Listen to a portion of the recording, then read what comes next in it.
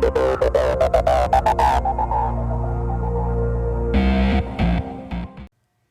everyone, Chris Shogun here back with a new video game review, and this time it's on Assassin's Creed Syndicate. Now, I'm gonna go on and say it, I freaking love the Assassin's Creed franchise, and this game is freaking awesome. This is actually the limited edition. Sadly, got it for $68, which is insane. But as you can see, let me just back this up a bit. Has the artwork of Jacob, Evie, as well as the rooks behind them. That's what they're called in the game. You see the little what is? Yeah, 10 bonus missions called the Dreadful Crimes, which is basically which are basically pulled from Assassin's Creed Unity. Those crimes that you have to solve and find a perpetrator, they're pulled from that. Sorry about that. Anyway, here's the back. Sorry guys, it's just on my camera, at least when I'm recording right now, it will not show when you watch the video, but for me, it's in reverse, and I have to turn around to keep looking at this. But it says, "Welcome to the family." Takes place in London, 1868. Now, if you want to, I don't know if you can say it, but if you want to read this, then pause it if you want to read it. I'm not going to read it though.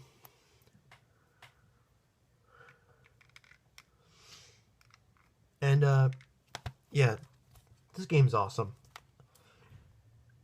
Now, one thing though, it's a bit short. I mean, 9 sequences,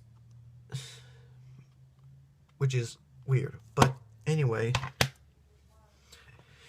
Now, spoilers if you haven't played the game. Or, actually, I'm not going to put spoilers in this. Basically, the two main characters, again, are Jacob Fry and Evie Fry. Now, they're actually twins, sort of. They're kind of like fraternal twins, except, well, if you played the game, you know what I mean. Evie is Jacob's sister. And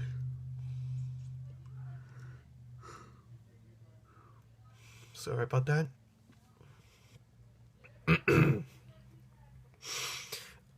I actually read on Wikipedia that Evie's actually 4 minutes older than Jacob. Same age, but Evie's 4 minutes older. So she's the elder sister. Yes, I said elder, not older. There actually is a difference.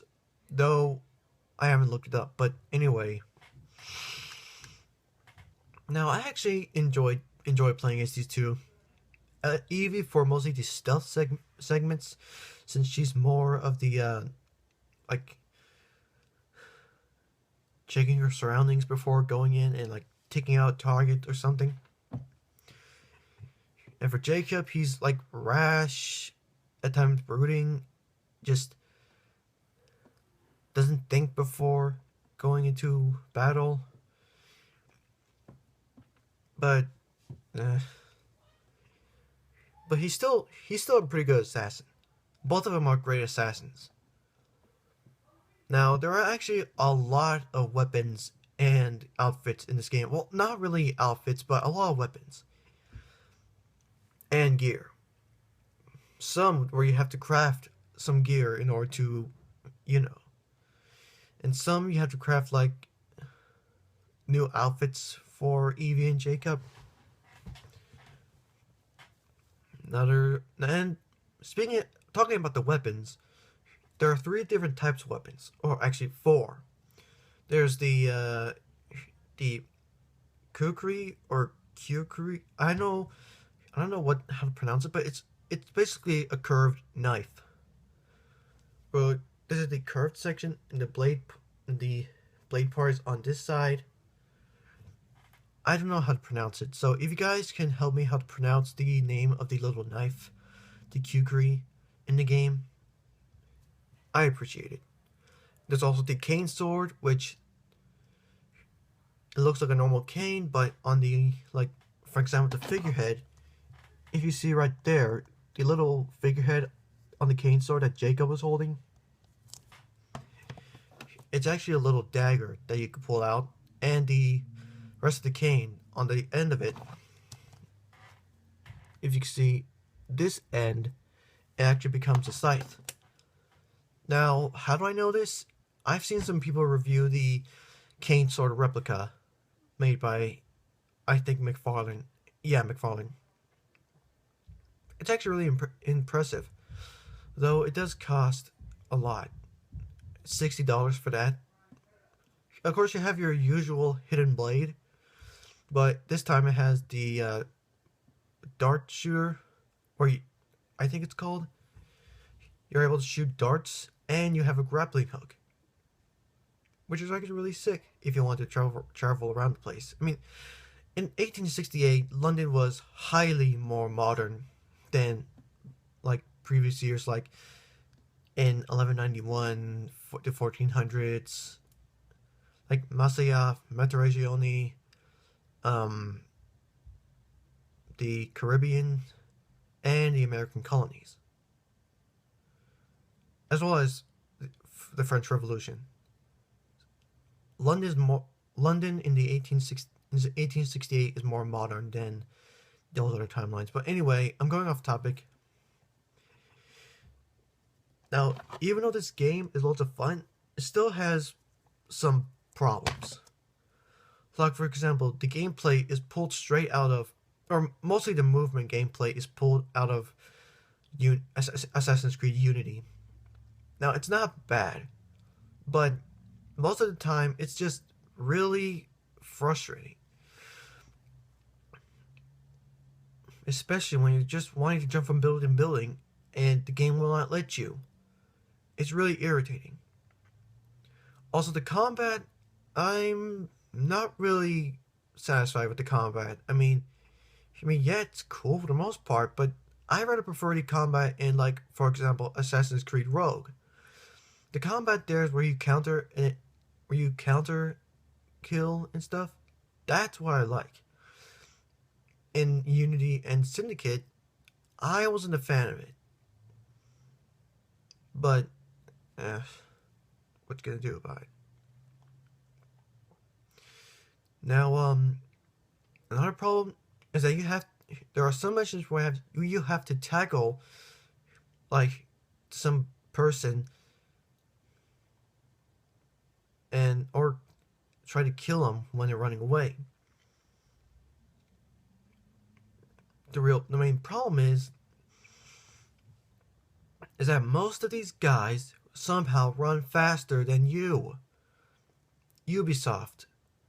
Now, I'm not hitting on you guys, but Ubisoft, please, if you're gonna have NPCs that run faster than the player, just give us the option to, like, sprint faster. Like, I don't know, like, keep tapping X or something, or A if you're on Xbox. But anyway, keep tagging the X button if you're on PS4, or A button if you're on Xbox. Because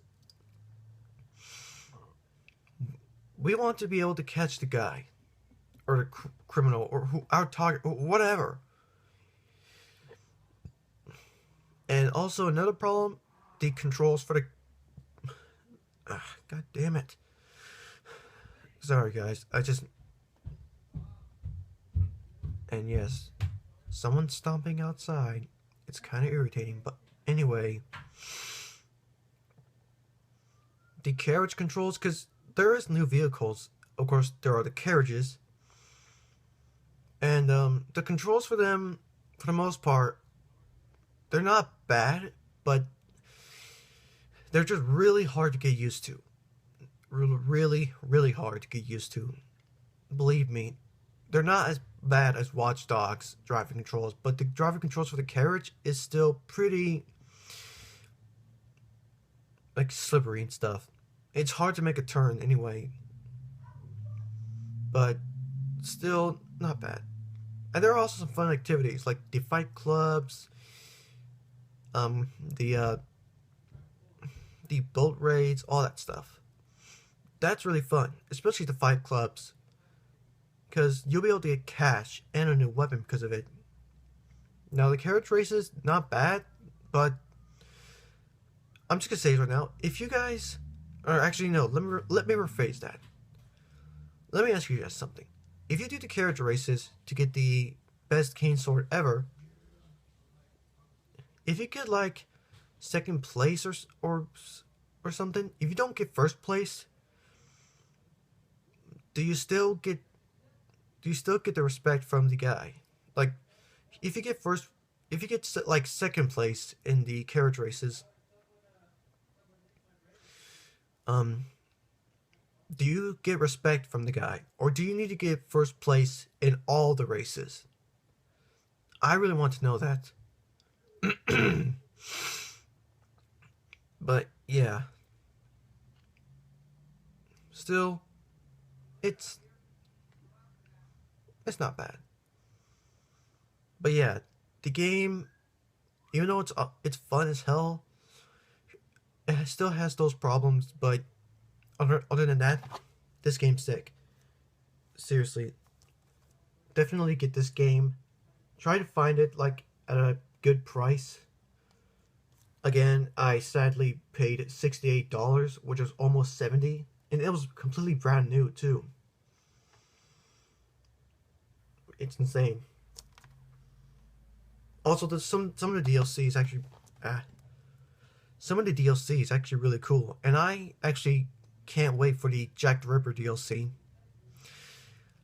I think it'll be coming either next month in December or next year. I hopefully next month, because there's no way I'm gonna wait until next year, like January or something, for the DLC. But anyway, guys,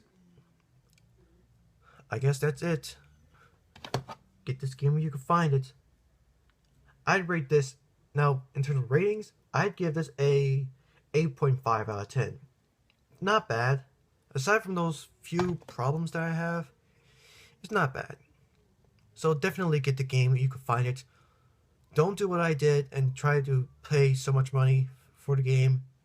Try to get it at a cheaper price, like, I don't know, $40 or $30 pre-owned. But anyway, guys, hope you enjoyed this game review, and I'll see you all next time.